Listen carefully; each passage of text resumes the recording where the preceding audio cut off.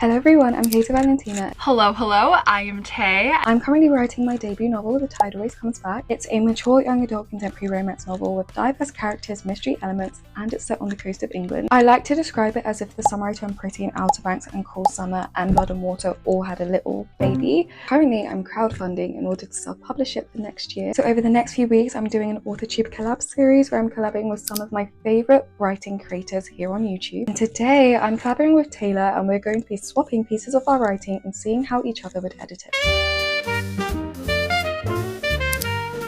I am an indie author. These are my books, Venture Below and Venture Beyond. I am currently working on the third book in the series, Venture Alone. It is all a YA fantasy series. I didn't want to spoil anything for Kato, so I ended up sending over a short story that I wrote called Sirens and Sagehorn. It's about sirens and mermaids. It's a little horror, a little mystery, gothic maybe in the tones. Super fun. I ended up submitting that for a short story contest and I had a blast writing it. I'm so excited to see what Kato thinks. There is a little twist in the story. Let's jump back to Kato. So the scene that Taylor sent me is from a short story that she wrote called Sirens and Sagehorn. I've already read it, so this isn't necessarily a live reaction, but I did record myself the second after I read it because there's a plot twist in this that is actually insane. Guys, I had to just pause my music because I just finished reading Taylor's short story. And what? Sorry, plot twist. Sorry, plot twist. It's 6 pages long. How are we... You know, I'm really tired as well, so I was reading it and I wasn't really clocked in. And then I got to the end and I was like... What? Sorry, what? Wow. If you want to see Taylor edit the first few pages of my first chapter, then you should head over to her channel. And if you want to see her reaction to what I've edited in this video, then also head over to her channel. But before we get started with any editing, let's do a full read through of the sample. These videos, I've never had to do so much reading out loud before in my life. It's giving me flashbacks to like in school when they would make each person read, and it was like the most nerve-wracking thing ever. Sirens and Sagehorn. The plotline is a mysterious woman tracks down a renowned siren hunter to make a deal, one that will change their lives forever. She stormed into the tavern the way revenge storms the heart, all at once and without notice. This place was home to the sorrows of sailors, those who the gods had never answered, yet this woman strode in as if she carried every grievance herself. From the bar you could smell the sea fresh on her skin. "Theron Sagehorn," her voice sang, and every head turned in her direction. "Where is he?" The man behind the bar pointed to the corner of the tavern. "Who's asking?" a voice in the dark called. The woman kept her head low, face half hidden beneath a hood. Her bare feet slapped against the floor as she approached. He sat up, crossing his arms over his chest. "You're him, aren't you?" The woman pursed her lips. Judging by that, she gestured to the scar that gnarled the flesh of his cheek and jaw, her right eye pale and blind. There was no denying who he was, not when he wore it on his face. He could have covered it like the others did, but he wanted it to be known. He wanted others to remember the way he did. "Intrigued," he said. "What do you want?" She looked at him, then, her gaze piercing. "To make a deal." "Is that so?" "I have something you want," she whispered. Theron looked around. Everyone had turned back to their conversations and sulking, but he wouldn't have this conversation here. Outside. She was already out the door, a black cape whirling behind her. Theron rubbed the back of his neck, muscles aching from the voyage he'd just returned from. "Who was she?" the barman asked, pouring a glass of ale. "No one," Theron answered, following her. The woman was leaning against the tavern's wall, hiding amid a shadow. She kept her head bowed as he drew near. "Well, I know where they are." There was venom in her words. "You don't mean the sirens?" She looked up at him, black eyes staring back. Devoid of colour, the look of them sent shivers down his spine. More specifically, their mating grounds. Sirens are wanderers. They don't grip like that. He would know. He'd been hunting them for 10 years. It was a grueling process that happened to pay a pretty penny. That, and the fact he wanted to eradicate them from this world entirely. "There's a cave hidden inside of a desolate island. No one knows it but me." She stood straighter, glaring at him. "I'll take you there." Theron chewed on his cheek. "In return you want what, exactly?" "A shell." His heart stopped in his chest. "Once we reach the place the sirens reside, you'll give me the shell and we'll part ways." It was as steady as her voice had been, yet the coldest Theron had felt. "Why not just tell me where they are?" Her lips quirked up. "It's an undocumented island." She leaned forward, growing closer. "And it's going to stay that way." Theron swallowed hard. "Tomorrow, dawn." That night, Theron dreamed of waters cascading over the deck of his ship, a siren song in the distance. The memory was still fresh from mere weeks earlier. He'd found her along the rocks, swimming in circles. He placed the cotton in his ears. Most sailors didn't have the discipline to time it properly. A moment too soon and you might miss them. Too late and you'd lose your life. With the cotton wedged in his ears, the song was blocked from swallowing him whole. She came close, inky black hair pooling around her. Pale eyes lured him to the edge of his ship, her mouth still moving with the melody of death. Behind his back, he held tightly to the knife he would use to slit her throat. She urged him closer, closer, closer, until he was nearly out of the ship, inches from her face. In a flash of a moment, he'd made the kill. Her blood leaped onto the water. Black. It still haunted him. Her gurgled screams. He pulled her body onto the deck of his ship. Most sirens he'd killed were bare, not a single item on their bodies. But this one had a shell braided into her hair. It was a bright, spiraling blue. He was drawn to it and selfishly took it, wearing it beneath his tunic on a string. It was there, even still, cold and demanding against the beat of his heart. He hung the body from the bow of his ship like he had with all the others, watching the carcass sway with the waves as he docked into the port of Enia. People swarmed, gasping and pointing at the creature, half woman, half demon, covered in blue scales from the waist down, limbs long and sharp with talons for hands. He was doing the world a service by exterminating them. The sun rose, and Theron was already on deck, waiting for his mysterious passenger. Through the mist she appeared, cape flapping behind her in the wind. She was more a phantom than a woman.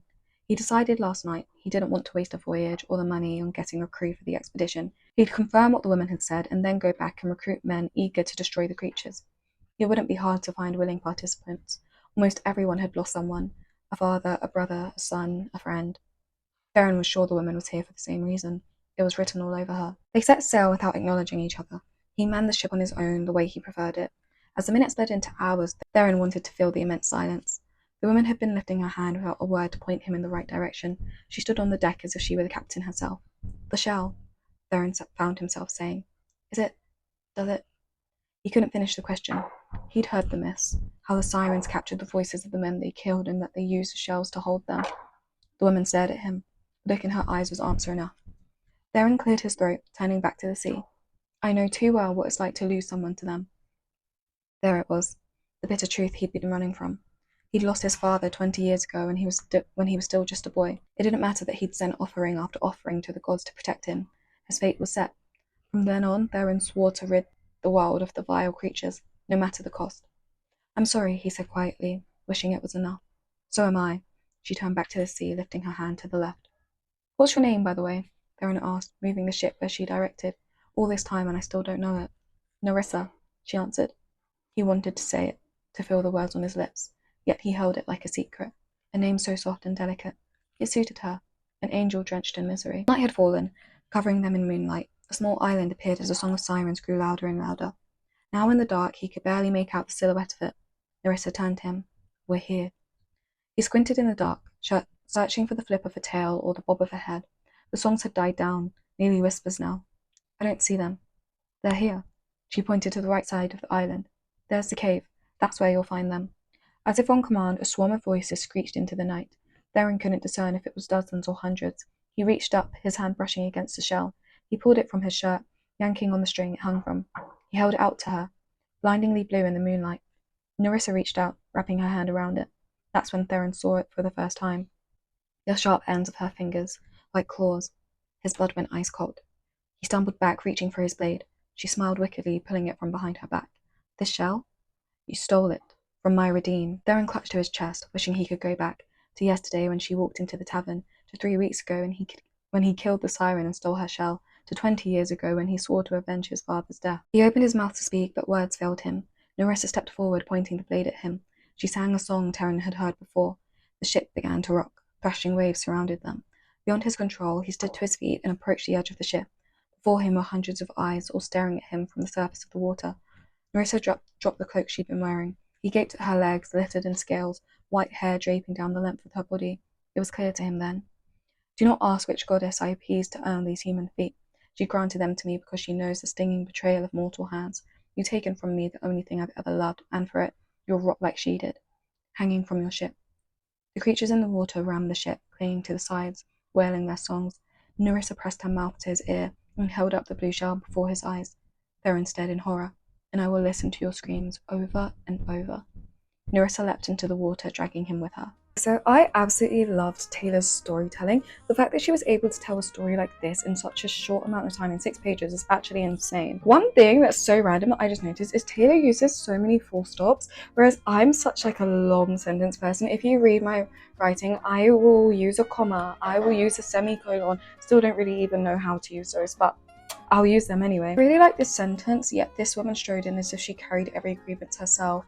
From the bar you could smell the sea fresh on her skin. But I feel like I could restructure this. First of all, the word smell, I want to change that to scent, because I feel like smell for me has negative connotations, and I feel like a siren has like more of a scent, like the scent of the sea is like, I love like the alliteration there. And I think we could also change from the scent. I don't want to change so much. Instead of you could smell the sea fresh on her skin, I'm thinking of changing it to something like pouring, like the scent of the sea poured out from her or gushed out from her, because here she's talking about like the bar, so we could even say the scent of the sea gushed out from her like the alcohol did from the bar. That's kind of the vibe. Also, I want to change this to a longer sentence. Yeah, so I like this. So basically all I did in this first part was I just connected all of those short sentences together, because in this long description bit you're kind of like drawing the readers into the description. So the place was home to sorrows of the sailors, those whom the gods had never answered, instead of making them two separate sentences. And then yet this woman strode in as if she carried every grievance herself, the scent of the sea pouring out of her in the same way alcohol gushed from the bar. I kind of like that. Even here, like her voice sang and every head turned in her direction. We could also draw this out and make this more metaphorical. So I'm thinking instead of her voice sang, we can personify that voice. It's like a siren, like drawing everyone in. I think that's basically what Taylor's getting at. We could say her voice slithered, not slithered, that's like snaky. She's not snaky, she's elegant. She's elegant with her murder. Her voice slinked around the room, pulling every head in its direction, because then it's like direct personification. Her voice slinked around. And I'm just gonna make like some subtle changes. The man behind the bar, we could just change that to the barman. Also, this is why the word count in my story is so high before editing, because I feel like I describe every single thing. Like I like to immerse the reader so much into the scene that you can't get away with anything. Like the narrator is noticing everything. So where it says the barman pointed to the corner of the tavern, I would say something like the barman pointed his like long finger, or like his spindly, yeah, the barman pointed a spindly finger to the corner of the tavern, just to like add some more description to each character. This section right here, the you're him aren't you, I feel like we can kind of rearrange the structure. I like the idea of Narissa just walking in, and instead of being like you're him aren't you, because it's obvious that she's seen him and knows that it's him, she could just be like, hello, Theron. Like she just knows immediately right off the bat this is him. And it's like that sort of asserting her dominance kind of. She's not asking him for permission to know that it's him, if you know what I mean. She just knows, and she's just letting him know like, yeah, I know this is you. So I'm going to restructure this part, and she's just going to, the first thing she says to him is just going to be hello, and we can keep that description. So hello, she began, and then we can say with narrowed eyes and pursed lips, I think. She's looking at him like, sorry. My favorite thing to do ever is to act out the descriptive things that writers write, because I'm a victim where like I will say he raised eyebrow and his jaw ticked, and you're just like imagining like, so he's like this, and then we can just have Theron at the end of that. So she's just like, she's not asking for his permission to know that it's him. She just knows, like she's in charge. I'm just gonna say she looked into his eyes then, because I'm going to assume that she's been looking at him this whole time. So looking into his eyes is like the proper to make a deal. I like that. I think just to add a bit more like movement through the scene, we can say he nodded to the door, but she was already like 1 foot out, or already 1 step out. And then we can just keep a black cape whirling behind her. So that's the first page done. Now onto the second page. Most of this just works. Like I feel like I'm making edits just for the sake of it. Looks up at him, black eyes staring back, devoid of colour. The look of them sent shivers down his spine. I think we could just say just a glimpse sent shivers down his spine, because it's like it doesn't take a lot for her to have an effect on him. So wanderers, they don't group like that. He would know he'd been haunting them.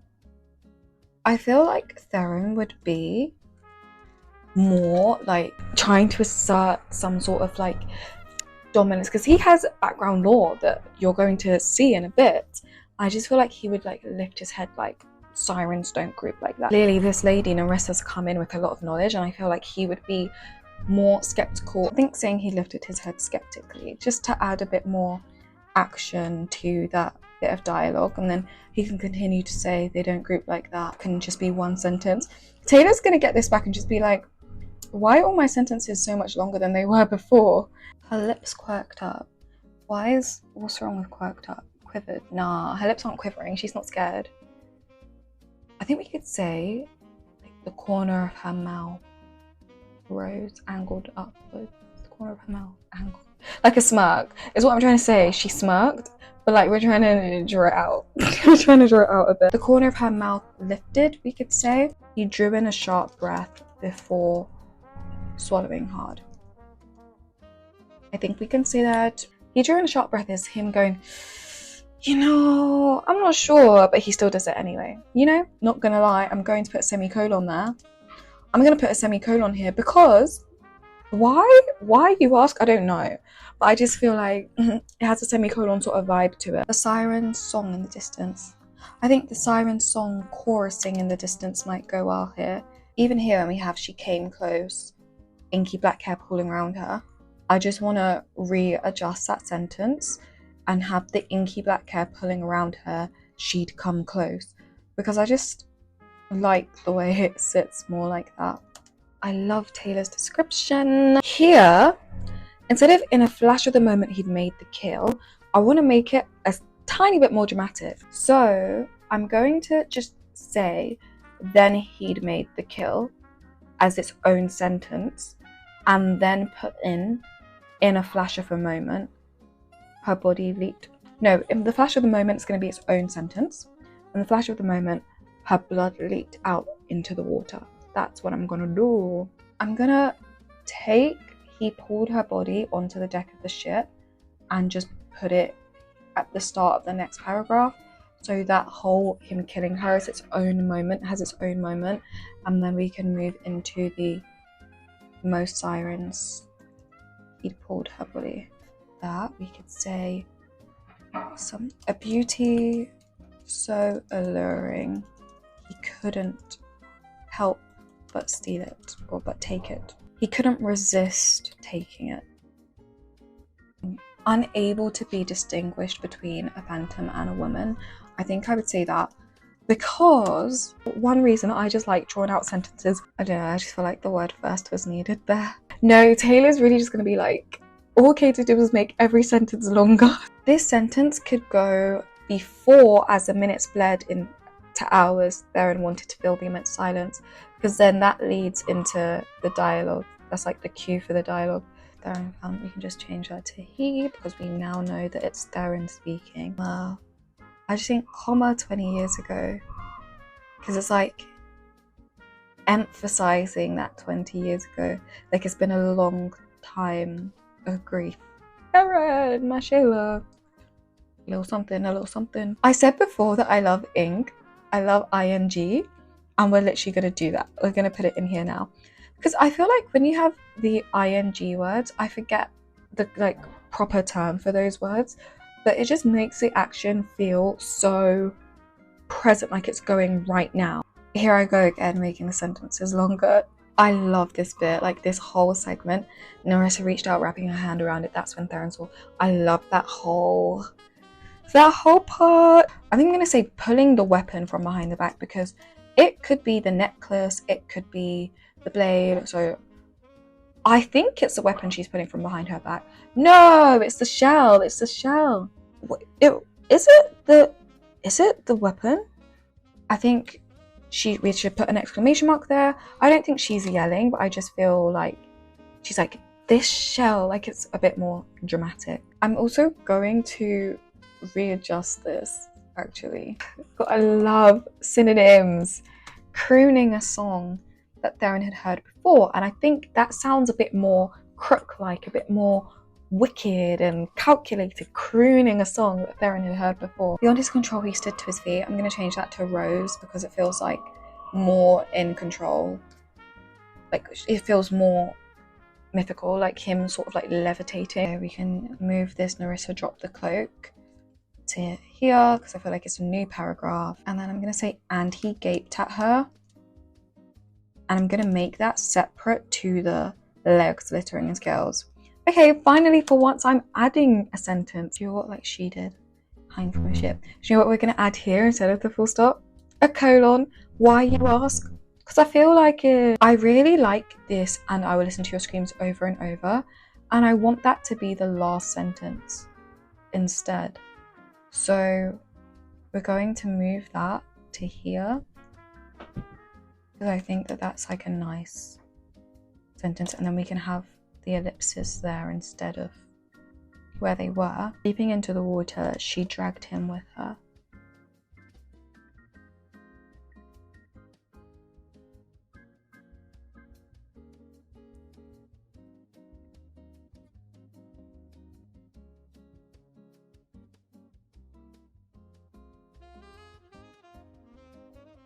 Theron stared in horror. Leaping into the water, she dragged him with her, and I will listen to your screams over and over. Yay! We've reached the end of the scene. Oh my gosh. Wow. So guys, if you want to see Taylor reacting to me editing her short story, you can head over to her channel. And now, here's the exciting bit. We get to react to how Taylor edited my first chapter. So let's go see. The time has finally come to where I'm going to react to Taylor's edited scene. I'm actually quite terrified because I've never read this. Like, I've never read a full passage of my writing online ever before, ever. Like, on my TikTok, I'll post a few quotes here and there, but a full passage is actually insane. But you didn't hear this from me, but one of the perks of the crowdfund is getting the first chapter. So if you read this and you're like, this sounds kind of interesting, then you can click the link in the description or scan the QR code in the corner of this video. Let's just start. There's something stunningly romantic about not being able to see. I was very accustomed to feeling blind, an expert, if you will, living with wool over my eyes, trapped within a thick, suffocating fog. It tugged on my skin at that very moment. Cold, wispy droplets clinging to my face and gently pulling my lips into a smile. The fog held me like I was its prodigal daughter coming home, and I revelled in it. Summer had robbed me of this. The air was crisp and scented with sea salt. I picked up my pace along the promenade where it stretched beside the beach between my house and a surf shop. We opened in 10 minutes. I quite literally verged on losing my job. Whilst a regular person might have thought, I should find the closest shortcut, I took it as a glimmering opportunity to dilly-dally, as Mum would say. 2 for 1 haddock, 2 for the price of 1, Thomas, the owner of the town's favourite fish and chip shack, yelled in the distance. The clamour of clanging bells darted around as other hut owners unlocked their doors. Aye, which one of you's have a sweet tooth? Sharon beckoned with a hearty laugh, waving a bag of candy floss out at a young couple. One by one, each of the brightly coloured shack windows flung open. Rock candy, surfing gear, keychains, the underrated cacophony begged me to hurry, yet somehow I found myself falling into my creaking bench and kicking my legs up to watch intently as the tide drew slowly into shore. In, out. It was surprisingly difficult to find peace in a town with the same population as Antarctica.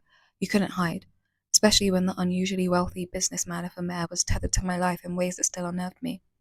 The only place I could breathe without fear of being overheard was right here, this half-fallen apart, borderline decayed slab of wood. It resided on the far end of the coastline, right on top of the patch of sand where grass always grew in the summer. 9 minutes left. Nothing screamed exhilaration galore more than wet, high-mauled people watching. I actually didn't notice him at first, which is unusual for me. I could probably draw a map of Hampton Point from memory. Even the faces of every resident were cemented into my brain. I was so used to just sitting out there that I think I'd forgotten to see. It was like the world was a canvas and I was pressed into its oil-painted backdrop, hiding between brushstrokes as I waited for the wind to dry me out. And this unfamiliar figure didn't fit into the backdrop. He was mounted on top of a surfboard and engrossed in the bleeding blue fog. Cocking my head back, I could just about make out his tall and lean build, with hair that flopped over in the same way the waves parted over the sand. Letting out a soft breath, I watched as he toppled amongst the waves which engulfed and revealed him at tension-building intervals. Then the shadowed silhouette walked out of the ocean, and my heart plummeted to the stone floor of my stomach. Leaning his jet black surfboard up against a groin, he gushed along the sand, definitely having no clue where he was going. That's the only reason I was still watching. It was entertaining trying to guess his next move. But what I didn't expect was for him to stroll in my direction, stare at the empty spot beside me, and sit down without saying a word. No, that was definitely my cue to leave. 8 minutes left. The bench squeaked a little as he leaned into its flimsy backrest and my eyes fixed to the side of his face. He smelt salty but fresh, like a mix of sweet coffee and the sea on an icy morning. Scanning his carved jaw, honeyed skin, soft round lips and perfectly angled nose, the chill breeze forced me to blink. The hook, line and sinker, however, was that singular strand of wet black hair that curled over his forehead so naturally it seemed fake.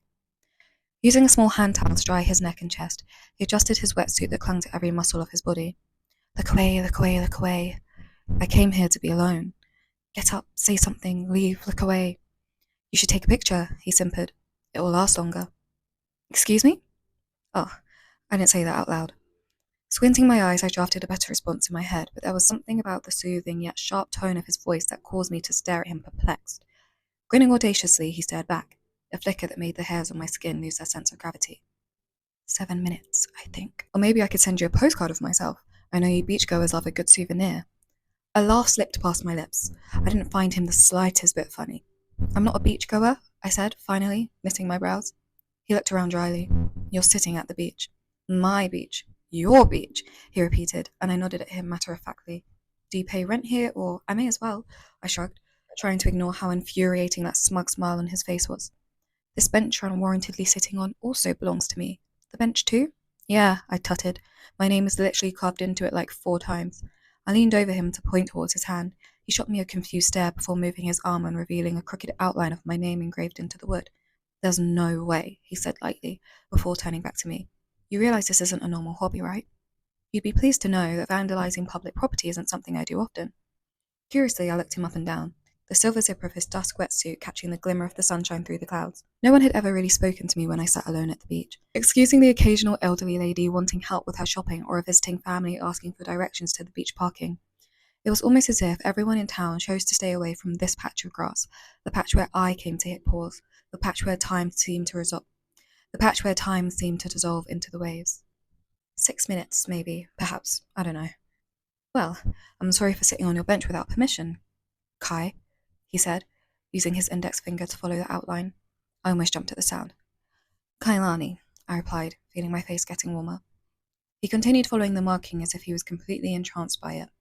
I haven't heard a name like that before, he glimpsed up at me, his gaze soft as petals. It's pretty. Thank you, I barely whispered. I go by Kai because the pronunciation was a bit much for the people here when I was in nursery. We both laughed at that. It's still funny how looking different made me more popular in primary school. Ooh, Kai, how did you get your hair braided like that? I wish my packed lunch was as cool as yours, Kai. Look, Kai, I'm back from holiday. I'm almost as dark as you now. The latter being a blonde-haired, blue-eyed microaggression, but I let it slide. She had good intentions. The silhouette boy had stopped outlining my name and returned back to focusing on the waves crashing against the shore. A few seconds passed with no sound other than the water in our cautious breaths. His face looked calm, but there was an unsettling expression beneath his eyes. Who was this stranger, and why wasn't I running away from him? You're not going to tell me yours? I prompted, breaking the silence. He leaned back and adjusted his seating position, lifting his hips up and jolting his legs forward. It was such an innate movement, but everything he did seemed magnified. I'm Hadrian. Hadrian, I confirmed. I've never seen anyone seem so unsure about saying their own name. You're not from around here then, are you? Keeping tabs, are we, Miss Mybench?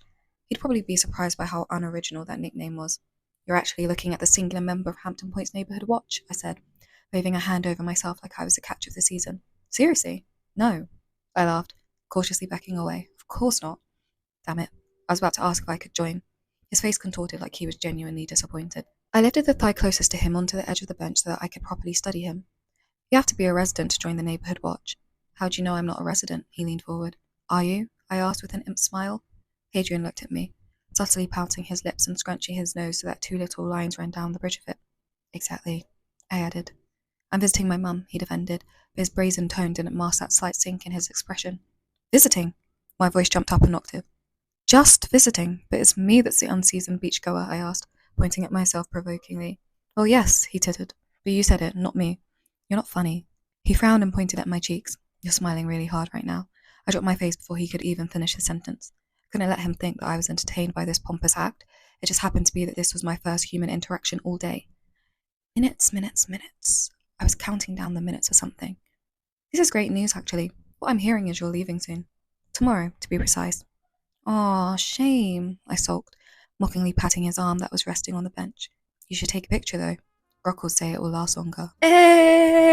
What I want to know is, did Taylor understand? I didn't put too much slang in these first few pages, but I just wanna I wanna know, because Taylor obviously is based in America, and I'm like saying like Cornish slang, like grockle.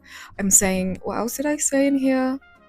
Use is a very like universal British thing to refer to like more than one person like use, but like I want to know her thoughts. I can't wait to watch her video because I also want to see her thought process of editing through this. She honestly didn't change that much, and I feel like now I changed too much in her scene, but I tried to keep it very true to her tone. One thing I kept saying that I noticed when I was editing Taylor's writing was that I love really, really long sentences, and she prefers like shorter sentences, I've noticed. And I noticed that in this, she shortened a few of my sentences. Nothing too crazy, but it's like there are some sentences where like I think she just made them more like concise, you know, like let's get to the point, which I think I really like that actually, because reading through this I was like, yeah, this flows.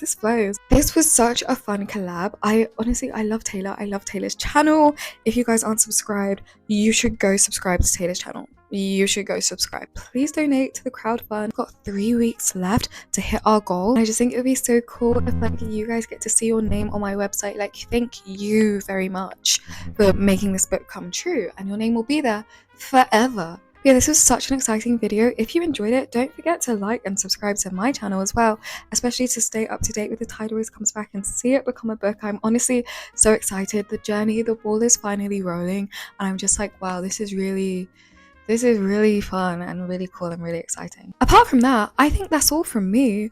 I'll see you guys next week for a brand new video, another collab. I'll see you guys in my next video. Bye!